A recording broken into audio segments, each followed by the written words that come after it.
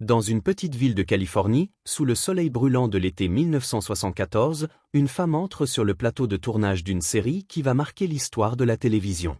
Karen Grassl, 32 ans, enfile une robe de laine simple, ses cheveux blonds noués en chignon, prête à incarner Caroline Ingalls, la mère aimante et résiliente de la petite maison dans la prairie.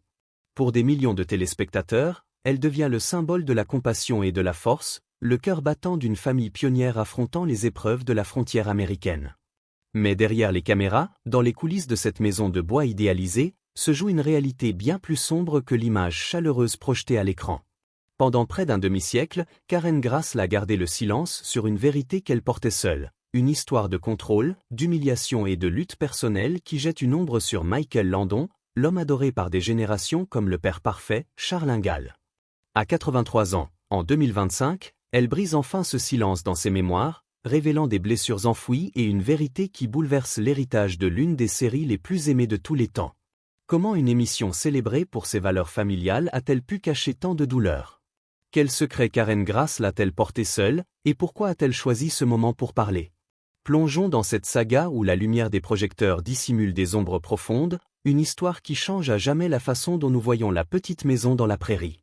Si vous êtes nouveau ici, abonnez-vous et activez la cloche pour ne pas manquer ces récits qui dévoilent les vérités cachées des icônes. Votre soutien nous permet de fouiller dans les archives, de révéler des histoires inédites et de vous offrir des narrations qui captivent et émeuvent. Karen Grassl naît le 25 février 1942 à Berkeley, en Californie, dans un foyer marqué par la résilience mais aussi par la tragédie. Son père, Eugene Grassl, est un homme d'affaires dont la descente dans l'alcoolisme culmine dans un suicide dévastateur des années plus tard. Sa mère, Fra Ella, enseignante passionnée par les arts, encourage Karen à poursuivre ses rêves. Adolescente, Karen se distingue par son talent théâtral, étudiant à l'Université de Californie à Berkeley, où elle s'immerge dans la contre-culture des années 1960, puis à la London Academy of Music and Dramatic Art, un bastion de formation prestigieux. Elle foule les planches de Broadway, joue dans Shakespeare in the Park et se produit dans des compagnies régionales, mais la stabilité financière reste hors de portée. À 30 ans, elle vit dans une précarité constante, jonglant entre petits rôles et factures impayées. En 1974, lorsqu'elle auditionne pour La petite maison dans la prairie, elle prend un risque audacieux, dépenser $40, une somme colossale pour elle, pour une robe de laine modeste, parfaite pour incarner une pionnière du 19e siècle. Lors de son audition, Michael Landon, 37 ans, déjà une star grâce à ses 14 années dans Bonanza, est captivé par sa lecture. Il se lève et lance, envoyez-la à la garde-robe. Ce moment change tout. À 32 ans, Karen décroche le rôle de Caroline Ingalls, la matriarche d'une série basée sur les livres de Laura Ingalls Wilder, qui célèbre l'esprit pionnier, la persévérance et les valeurs familiales. Michael Landon est la force motrice de la petite maison. Non seulement il incarne Charles Ingalls, le père charismatique et bienveillant, mais il est aussi producteur exécutif, réalisateur fréquent et scénariste officieux, réécrivant souvent les scripts pour refléter sa vision. Charismatique, drôle et infatigable, il est le maître du plateau, un homme dont le sourire illumine l'écran et dont l'énergie galvanise l'équipe. Karen, novice à la télévision, admire profondément Landon au début. Dans des interviews ultérieures, elle le décrit comme extrêmement gentil et sensible, un réalisateur patient qui l'aide à naviguer le rythme exigeant du tournage télévisé. Lors du pilote, diffusé en mars 1974, il la guide avec bienveillance, l'encourageant à s'adapter aux caméras, un défi pour une actrice habituée aux longues répétitions théâtrales. Leur alchimie à l'écran, entre Charles et Caroline, est immédiate. Un couple uni par l'amour et la foi, affrontant les tempêtes, les sécheresses et les épreuves de Walnut Grove avec une résilience qui touche des millions de téléspectateurs. Lorsque la série débute en septembre 1974 sur NBC, elle devient un phénomène, attirant jusqu'à 20 millions de spectateurs par épisode à son apogée, un succès porté par la fidélité des fans, des produits dérivés et une nostalgie pour une Amérique rurale idéalisée. Mais dès la deuxième saison, en 1975 à 1976, des fissures apparaissent. La petite maison est un triomphe, générant des audiences massives, des poupées Laura Ingalls, et des revenus publicitaires colossaux pour NBC. Karen, l'un des deux adultes principaux avec Landon, s'attend à une reconnaissance équitable. Son salaire, cependant, reste dérisoire comparé à celui de Landon, qui cumule les rôles de star, producteur et réalisateur. Lorsqu'elle aborde NBC et Landon pour renégocier son contrat, la réponse est cinglante. Landon la prend à part pour des conversations privées, expliquant que les tests d'audience montrent que Caroline Ingalls n'est pas le personnage préféré des téléspectateurs. Il insinue qu'elle est remplaçable, alignant son salaire sur celui des jeunes acteurs, comme Melissa Gilbert, Laura, 10 ans, et Melissa Sue Anderson, Marie, 13 ans. Pour Karen, c'est une humiliation brutale. Dans une interview à People en 2021, elle confie « J'étais choquée de voir mes contributions écartées si brutalement. » Cette confrontation marque un tournant. Landon, autrefois chaleureux, devient distant, parfois glacial. Sur le plateau, l'atmosphère change. Karen remarque que ses intrigues, autrefois riches et émotionnelles, sont réduites. Les scénarios, souvent réécrits par Landon, mettent Charles au centre, reléguant Caroline à des rôles secondaires, comme préparer le dîner ou offrir un sourire réconfortant. Ce n'était pas un hasard, c'est un message clair. Karen a osé demander l'équité, et le plateau, dominé par Landon, devient un lieu où son pouvoir s'exerce avec une subtilité cruelle. Le comportement de Landon s'intensifie, prenant une tournure plus troublante. Lors des scènes intimes entre Charles et Caroline, souvent filmées dans une chambre exiguë, il lance des blagues crues sur les femmes, le sexe, voire l'apparence de Karen. Ces remarques, accueillies par les rires bruyants de l'équipe technique, laissent Karen figée, piégée sous les projecteurs. Dans ses mémoires, Bright Lights, Prairie Dust, publiées en 2021, elle décrit ces moments comme « profondément humiliants ». J'étais dans ce petit lit, dans cette petite chambre, entourée d'hommes, sans issue. Les rires accentuaient mon humiliation. À une époque où Hollywood manque de structure pour signaler les comportements inappropriés ou pas de département RH, des syndicats faibles face aux figures puissantes comme Landon, Karen n'a d'autre choix que d'endurer. Dans les années 1970, une actrice de plus de 30 ans occupant un rôle principal est une rareté. Partir, c'est risquer de ne plus jamais travailler. Elle sourit, dit ses répliques et garde le silence, consciente que s'opposer à Landon pourrait détruire sa carrière. Mais ce silence a un prix. Chaque blague, chaque réplique coupée, chaque regard moqueur érode sa confiance, la laissant isolée dans un monde où elle est censée incarner la force et la dignité. En coulisses, Karen lutte avec des démons personnels qui aggravent sa douleur. Son premier mariage avec l'acteur Léon Russom s'effondre en 1970, la laissant avec des blessures émotionnelles et des dettes. Les luttes de son père, Eugène, alcoolique et suicidaire, hantent son passé. Dans ses années 20, à Berkeley, Karen commence à boire pour apaiser le stress de sa carrière précaire et de ses échecs personnels. À l'époque de la petite maison, cette habitude s'aggrave. Elle devient, comme elle le décrira plus tard, une alcoolique hautement fonctionnelle, capable de jouer Caroline avec conviction tout en sombrant dans le désespoir en privé. Dans Bright Lights, Prairie Dust, elle confesse « Je voulais boire comme tout le monde, juste assez pour me détendre. Mais ça ne marchait jamais ainsi. Je devenais ivre, je pleurais, je faisais des scènes. J'avais l'impression que tout dans ma vie allait mal. » En 1977, 2 incidents la forcent à affronter sa dépendance. Lors d'un déjeuner organisé pour ses collègues sur le plateau, elle boit un verre de vin, pensant se limiter. Mais l'après-midi, de retour sur le tournage, son esprit est obsédé par la bouteille laissée derrière.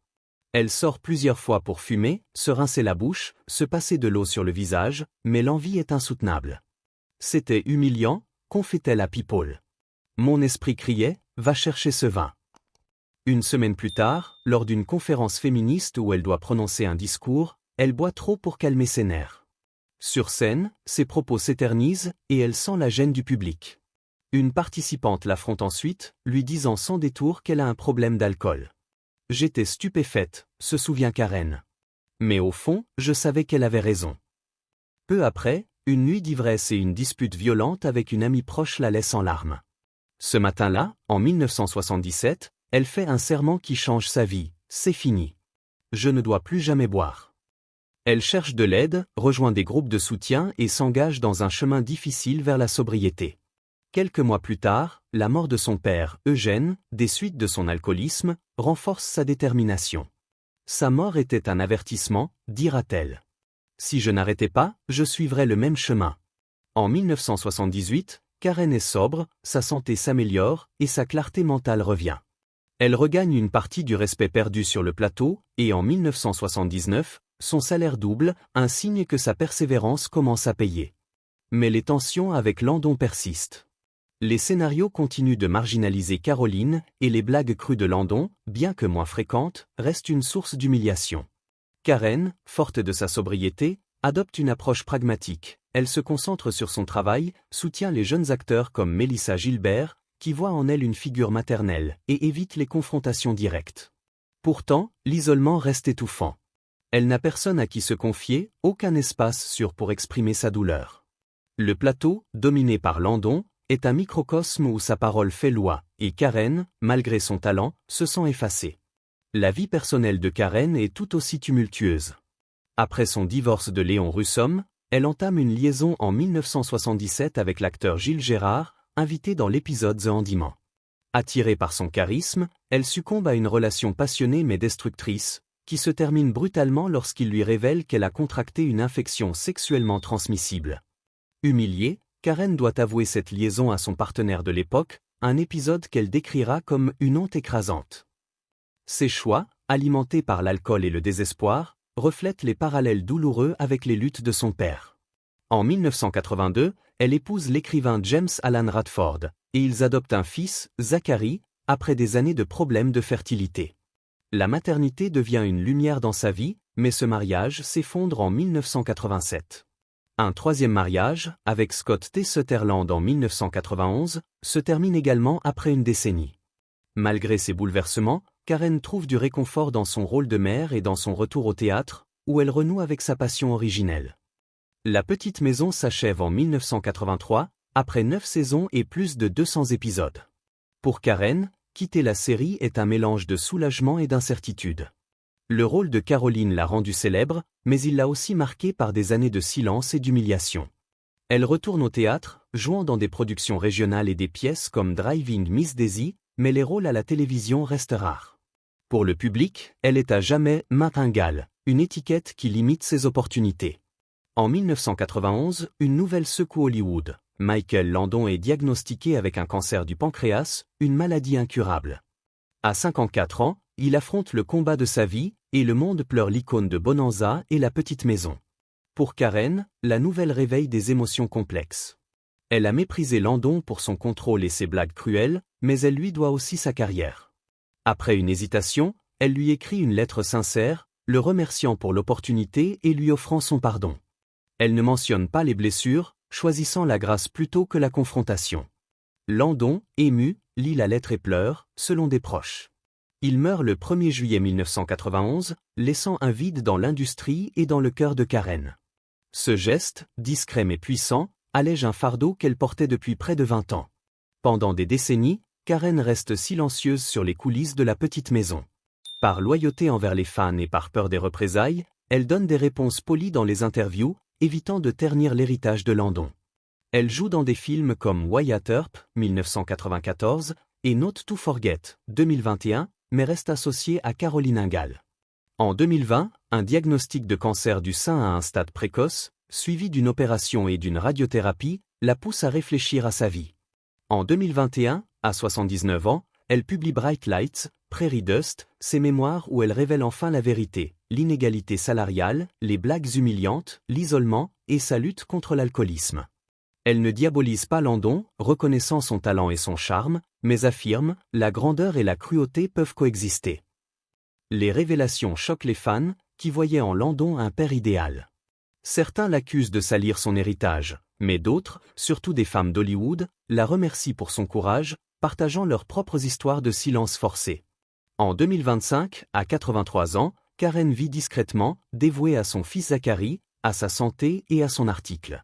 Elle donne des conférences sur le dépistage du cancer et soutient des causes féministes, prouvant sa résilience. L'histoire de Karen Grassl est un rappel poignant, même les séries les plus aimées cachent des vérités douloureuses. Elle était la mère parfaite pour des millions de téléspectateurs, mais en coulisses, elle menait des combats invisibles. Sa voix, enfin libérée, nous pousse à questionner les héritages que nous chérissons. Comment voyez-vous la petite maison dans la prairie maintenant? Quelle vérité cachée vous a le plus surpris? Partagez vos réflexions dans les commentaires, likez si cette histoire vous a touché, et abonnez-vous pour découvrir d'autres récits qui dévoilent les ombres derrière la lumière.